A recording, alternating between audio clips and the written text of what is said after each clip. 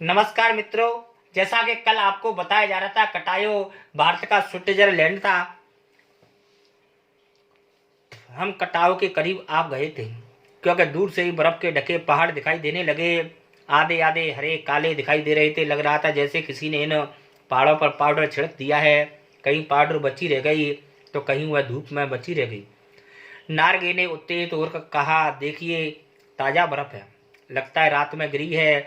थोड़ी और आगे बढ़ने पर अब हमें पूरी तरह से बर्फ से ढके पहाड़ दिख रहे। सावन के झाग की तरह सब कुछ गिरी हुई बर्फ थी। मैं जीप की खिड़की से मुंडी निकालकर दूर दूर से देख रही थी। चांदी से चमकते पहाड़। एकाएक जितेन ने पूछा, कैसा लग रहा है? मैंने जवाब दिया, राम रोचो। वह उछल पड़ा। अरे यह नेपाली कहाँ से सीखी? अपनी भाषा के गर्व से उसकी आंखों में चमक आई। चेहरा इतराने लगा। तभी किसी चमत्कार की तरह हल्की हल्की बर्फ और एकदम महीन महीन मोती जैसे गिरने लगी। तिमरो माया सेंदे मलाई सता ऊंचो, मैंने तुम्हारा प्यार मुझे हमेशा रुलाता है। अर्थात बर्फ के लिए वह कह रहा था। चंग और बिखरी यह सुंदर, यह बर्फीली सुंदरता जितेन के मन पर अब थाप लगने लगी। प्रेम की झील में तैरते हुए वह झूमकर गाने लगा। सभी सैलानी जीप से उतर गए, बर्फ से कूदने लगे और बर्फ पर कूदने लगे। वहाँ बर्फ सरबायत थे, घुटनों तक नरम नरम थी। ऊपर आसमान में बर्फ से ढके पहाड़ एक हो रहे थे। कई सैलानी बर्फ पर लेटकर उस लम्हे को कैमरे में कैद करने लगे। माने सभी आनंद विभोर होने लगे। मेरे पांव झंझन करने लगे, मन वृंदावन होने लगा। ऐसा लगने लगा जैसे भीतर देवता जाग गए।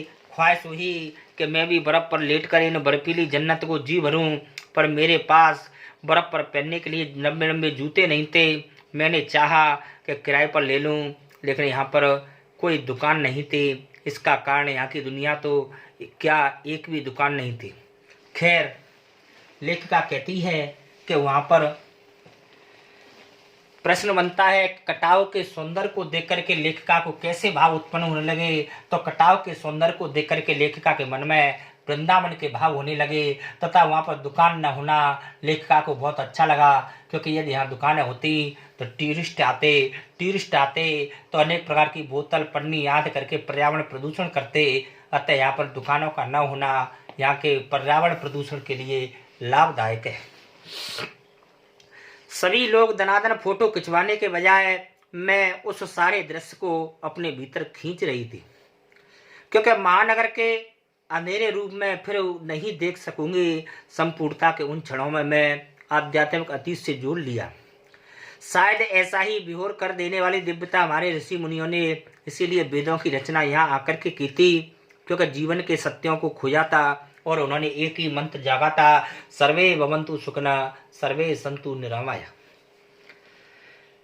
अंतिम संपूर्णता का प्रतीक था सौंदर्य। ऐसा कि बड़ा से बड़ा अपराधी भी हमें देख ले तो क्षणों के लिए नहीं, करुणा का अवतार बुद्ध बन गए।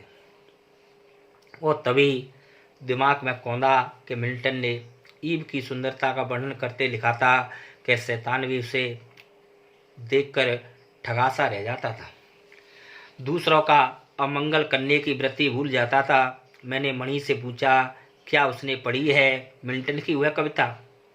पर मणि उस समय किसी से दूसरे से सवाल से जूझ रही थी। वह एकाएक दार्शनिकों की तरह कहने लगी, ये हिम शिखर जल स्तंभ है पूरे एशिया के।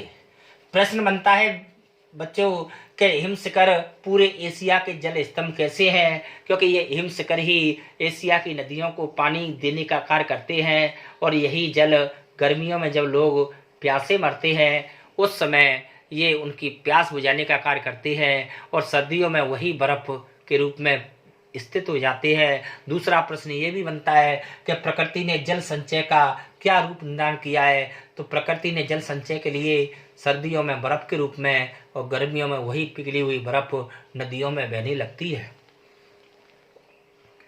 प्रकृति भी किस तरह नायाब इंतजाम करती है। सर्दियों में बर्फ के रूप में जल संग्रह कर लेती है और गर्मियों में जब पानी त्राय त्राय मचाती है तो ये बर्फ की शिलाएं पिघलकर जल धारा बन जाती हैं और सूखे हुए कंठों को तरावट पहुंचाती हैं।